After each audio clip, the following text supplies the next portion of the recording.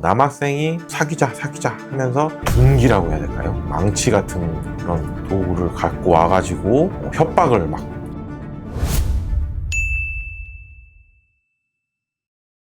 예, 안녕하십니까. 불봤다 장유종 변호사입니다.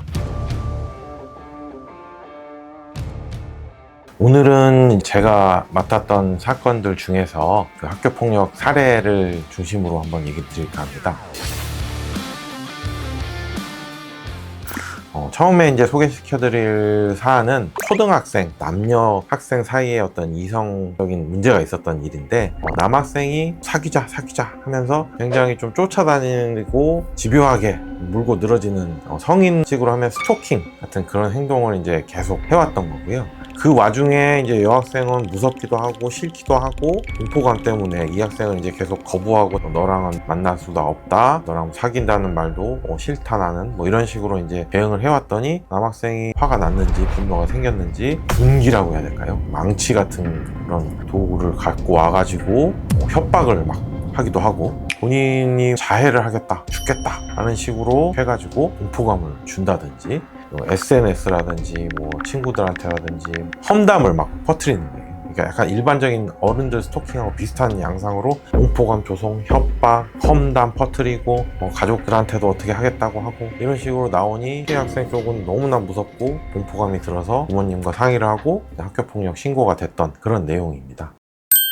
상황을 들어보시면 여러분들도 이게 좀 굉장히 좀 심각한 상황이구나 라는 느낌이 이제 드시긴 할 텐데, 가해자 쪽 입장은 계속해서 이제 비슷해요. 이제 미안하다, 반성도 했고 사과도 했고, 어린 학생 아니냐, 이거 좀 용서를 해달라.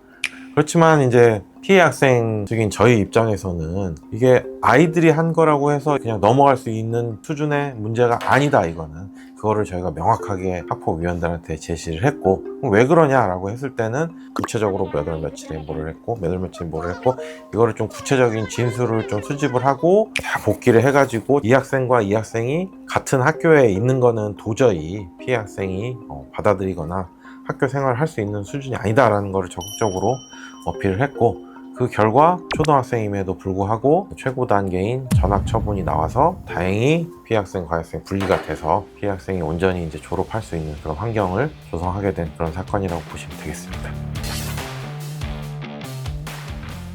가해자 쪽에서 할 수 있는 변론 방향은 정해져 있어요.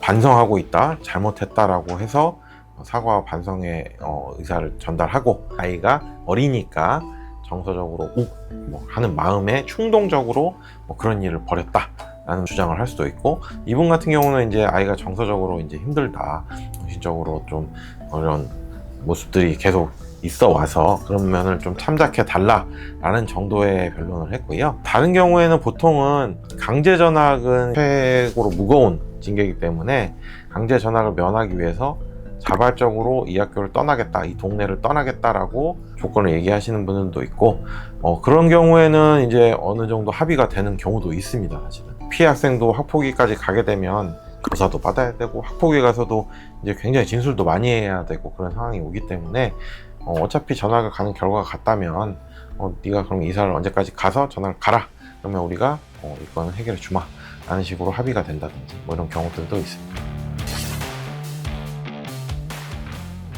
전학 처분이 나온 학생의 경우에는 중학교 배정을 이제 교육청에서 하잖아요. 피해 학생을 우선 중학교 배정을 한 다음에, 이 학생이 만약에 이 피해 학생과 집이 같은 동네이거나 하면 같은 학교 배정이 될 수가 있잖아요.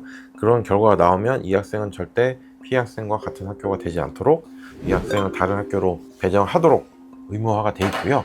다만 전학을 보낼 때는 이 학생을 5km 밖으로 보내는데, 중학교 배정 같은 경우는 경기도만 생각해 보셔도 성남시는 성남시 교육청에서 중학교 배정을 하고, 구리시는 구리시 교육청에서 중학교 배정을 하는데, 성남 사는 친구를 갑자기 구리시 교육청으로 배정을 한다? 이런 거는 행정적으로 어렵기 때문에 거리만 가지고 하기는 좀 어려움이 있어서 그 각 교육청 사정에 따라 좀 다를 수 있습니다. 오늘 이렇게 각색해서 사안을 말씀을 드렸는데요. 보시다시피 초등학교 6학년밖에 안 된 친구들인데도 불구하고 마치 성인들 사이에 있었던 일처럼 스토킹을 하고 집착을 하고 협박을 하기도 하고 무섭게 이렇게 뭐 흉기든 둔기든 이런 거를 가지고 위협적인 행동을 하기도 합니다. 그래서 이런 일이 있을 수 있다.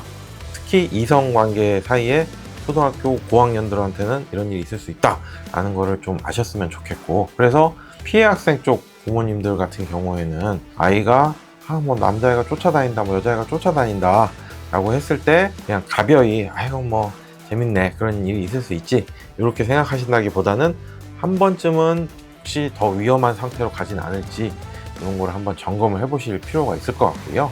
그냥 별일 아닌 것처럼 그러기도 해 라고 말씀하기보다는 혹시라도 아이가 이거에 대해서 너무나 이제 마음에 어떤 화가 쌓인다든지 뭔가 불만이 너무 커진다든지 해서 위협적인 행동을 할 가능성이 있다라는 걸 항상 염두에 두시고 교육을 차분하게 그런 말씀을 좀 해주시는 게 좋겠다.